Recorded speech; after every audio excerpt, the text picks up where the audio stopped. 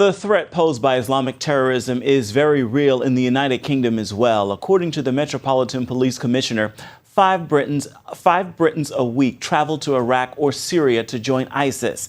These British jihadis are one of the main reasons the country's terror threat level was raised to severe back in August. Caitlin Burke traveled to London and she brings us more on what this increased threat level means and how locals are responding. In the UK, a severe threat is the fourth highest of 5 levels. It means an attack is likely, but not imminent. Here on the streets of London, business goes on as usual. As you can see, the terror threat level isn't keeping anyone away, and locals say that for the most part, everything feels normal. We know it's a risk, we know it can be out there, but people are determined to live their lives, I think, and just not have it interfere with their lives. Certainly it doesn't seem to be affecting life here in London that much right now. It's been quite a while since we've actually had a terrorist attack, so most people are vigilant, but it doesn't really affect their day-to-day lives.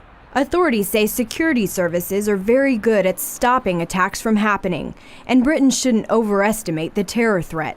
But they warn against complacency. The reach of ISIS is no longer limited to the Middle East, as an alarming number of Western jihadists are joining the terrorist group. Well, there's about 500 to 600 Britons, mostly British Muslims, who've gone over to join ISIS and have declared allegiance for them. Professor Alan Johnson is a former advisor to the Home Office on Islamic extremism and radicalization. He says that before ISIS radicalized them, British Muslims had been useless when it came to actually carrying out an attack. Authorities stopped attempt after attempt. But this may no longer be the case when they return to the streets of the UK after their time with ISIS.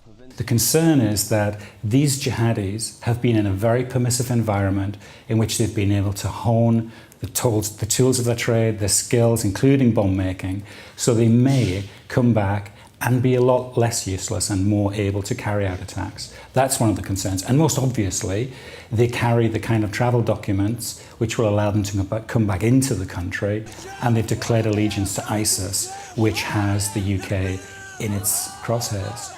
It's not just the UK in the crosshairs of ISIS, but the rest of Europe and America as well. Caitlin Burke, CBN News.